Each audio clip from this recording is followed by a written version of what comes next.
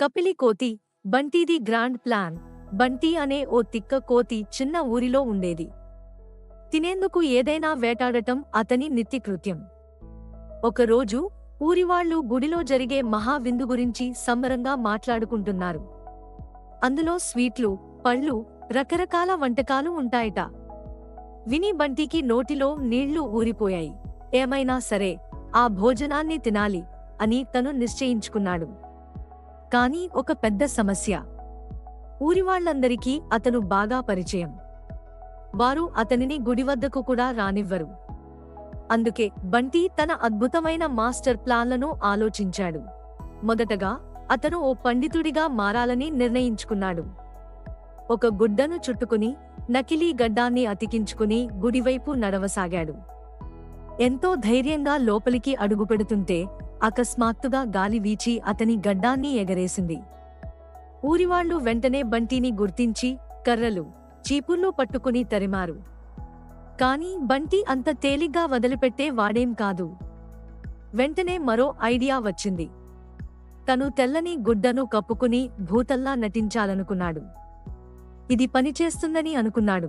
కాని ఊహించని విధంగా ఓ వీధి కుక్క వచ్చి గుడ్డను లాగేసింది. చిటికెలో బంటీ అసలు రూపం బయటపడింది. విలేజర్స్ మరోసారి అతన్ని తరిమారు. అంతా ఫెయిల్ అయినా బంటీ ఇంకా ఆశను వదలలేదు. మరొక పాదకం వేశాడు. అరటి ఆకులతో రెక్కలు కట్టుకుని గుడి దగ్గర ఉన్న పెద్ద చెట్టెక్కాడు. అక్కడి నుంచి భోజనంపైకి ఎగరాలని ప్రయత్నించాడు. కాని అదృష్టం బంటీ వెంట రాలేదు. గాలిలో అదుపు తప్పి నేరుగా ఒక పెద్ద పత్రాస్కం, పాత్ర, కూరలో పడ్డాడు. బంటీ మొత్తం పసుపు కారం మసాలాలో మునిగిపోయాడు. ఊరివాళ్లు నవ్వులతో పొట్టచెక్కలయ్యేలా నవ్వారు. అంతా అయిపోయినట్టు అనుకున్న సమయంలో ఓ మంచి గుడి పూజారి బంటీని చూసి కరుణించి అతనికి ప్రసాదంగా లడ్డు, పళ్ళు ఇచ్చాడు. బంటీ ఆనందంతో కళ్ళు పెద్దవిగా చేసుకుని ఎట్టకేలకు తను తినే సమయం వచ్చిందని ఆనందపడిపోయాడు. కాని అదే సమయంలో మరో కోతి ఫ్లాష్లా వచ్చి అతని చేతిలో ఉన్న లడ్డు లాక్కుని పారిపోయింది. బంటీ అవాక్కై చూస్తూ ఉండిపోయాడు.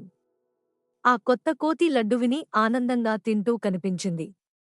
అప్పుడు బంటీ ఒకటే ఆలోచించాడు, నిజంగా నేను ఊర్లోనే తెలివైన కోతి అనుకున్నాను. కానీ నన్ను మించిన వాళ్లున్నారు అంటూ ఒక చిరునవ్వుతో అక్కడినుంచి పోతూ తన తదుపరి పథకం ఆలోచించసాగాడు.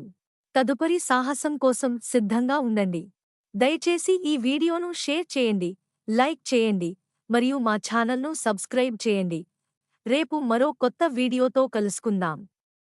అప్పటి వరకు బై బై, ధన్యవాదాలు.